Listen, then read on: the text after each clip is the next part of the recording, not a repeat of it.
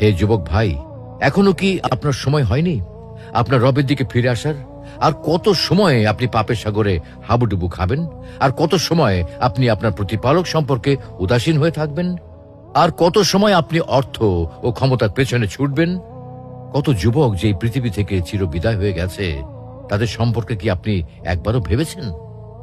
হে যুবক ভাই, কোন জিনিস আপনাকে আপনার প্রতিপালক সম্পর্কে উদাসীন করে রেখেছে?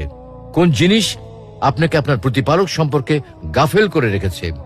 আপনি পাহাড় পরিমাণ গুনাহ করেছেন, আপনি গুনাহ করতে করতে গুনাহের সাগরে হাবুডুবু খাচ্ছেন।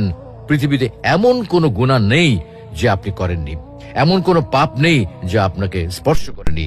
আর আপনি মনে মনে ভাবছেন মহান আল্লাহ রাব্বুল আলামিন আপনাকে কখনোই ক্ষমা করবেন না। আপনার ক্ষমার ব্যাপারে আপনি চূড়ান্ত নিরাশ হয়ে গেছেন।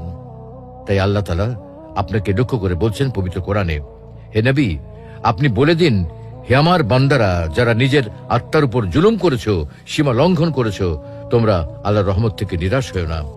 নিশ্চিতভাবেই জেনে রাখো, আল্লাহ তোমাদের সমস্ত গুনাহ মাফ করে দেবেন। তিনি অত্যন্ত ক্ষমাশীল ও দয়ালু।